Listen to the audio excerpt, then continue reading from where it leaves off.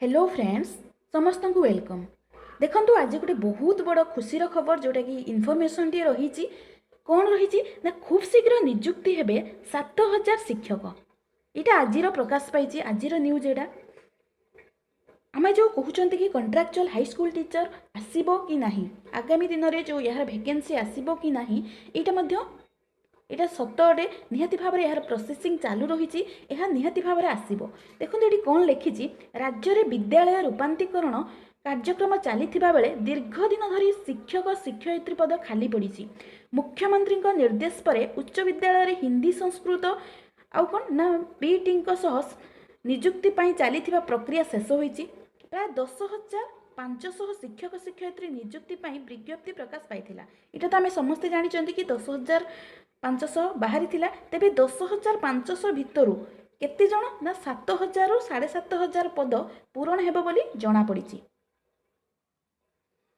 प्राय 3,000 रु ऊर्ध्व टीजीटी वर्ग शिक्षक मध्य खाली पड़िथिबार आशंका देखा जाउची।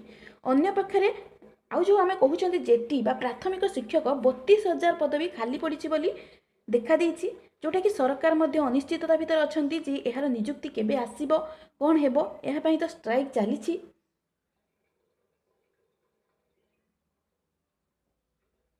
नेक्स्ट देखंतु गत अक्टोबर कंप्यूटर बेस्ड टेस्ट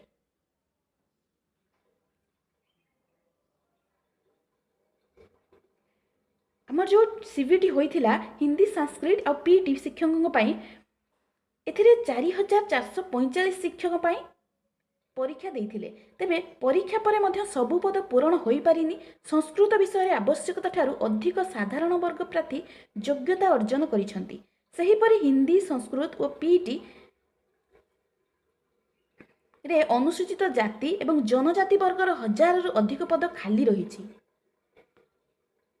कला आम जब कह आर्ट्स साइंस कला विज्ञान पीसीएम सीबीजेड टीजीटी वर्ग में 6,698 शिक्षक पद पर नवेम्बर में परीक्षा होता। नवेम्बर में सीबीटी जोटा कि कंप्यूटर बेस्ड टेस्ट जरिया परीक्षा होता बेले फल प्रकाश पाई सारी।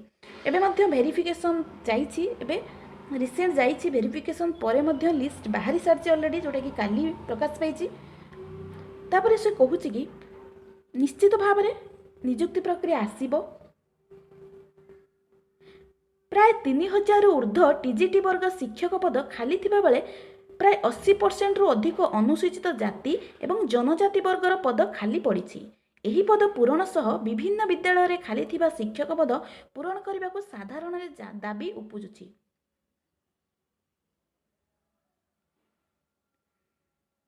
अनुसूचित जाति और जनजाति रे 1,000 पद खाली रही। पुनर्बार निजुक्ति चली विचार विमर्श। निश्चित भाव में आसीबो निजुक्ति, किंतु केबे आसीबो कौन आसीबो सेटा मध्य देइछि। देखिबा केबे निजुक्ति पाइबे प्राथमिक शिक्षक निजुक्ति भीतर निजुक्तिर प्रोसेस किसी जना पड़ू नाही। यह मध्य सरकार मध्य अनिश्चिततार रहिचंती। तापरे जो कंट्राक्चुअल टीचर मतलब केबे आसुची देखा जाऊ। एटी लिखिछि कौन देखिबा, विभिन्न विद्यालय रे खाली पद सह निजुक्ति होई पारि नथिबा टीजीटी वर्गर प्राय 3,000 पद पई आसंता डिसेम्बर किंबा जानुआरी रे पुनर्बार प्रक्रिया आरंभ करने को सरकारी स्तर रे विचार विमर्श चली। देखंतु डिसेम्बर किंबा जानुआरी रे एहार मध्य प्रक्रिया प्रोसेस चली आसीबार चांसेस अछि। जदि डिसेम्बर किंबा जानुआरी रे आसी न पारिला ताहेले निश्चित भाव में एहार किछि दिन परे जोटा कि 2-4 मास परे निश्चित भाव में आसीबो। एथिपाई सरकार निश्चित भाव में यार निष्पत्ति जनइबे। आउ गोटे कथा कहूँ कि जो आमर जेटी बा प्राथमिक शिक्षक 32,000 शिक्षक खाली पड़ी। यार मध्य कौन निजुक्ति केमिति शिक्षक केबे निजुक्ति पाइबे एथिपाई प्रश्नबाची सृष्टि होईछि। तेबे ये रही आज जोटा आर्टिकल प्रकाश पाई कंट्राक्ट टीचर संपर्क में, जोटा कि आमर निश्चित भाव में आसीबो। एई जो खाली एथर जो फास्ट बाहरी थिला वैकेंसी इतरे किछिटा जोटा वैकेंट रही जाइछि सीट मध्य खाली पड़ुछि। तेणु निश्चित भाव में यार आगामी दिन में आसीबो, किंतु बहुत कम सीट आसी पारे। आउ यार एग्जाम रे सरकार कहिसंती जे सीबीटी एग्जाम रे किछिटा कोहळ करा जिवो। तेणु देखा जाऊ कौन हबो, आशा करा जाउछि निश्चित भाव में आसीबो बोली। धन्यवाद।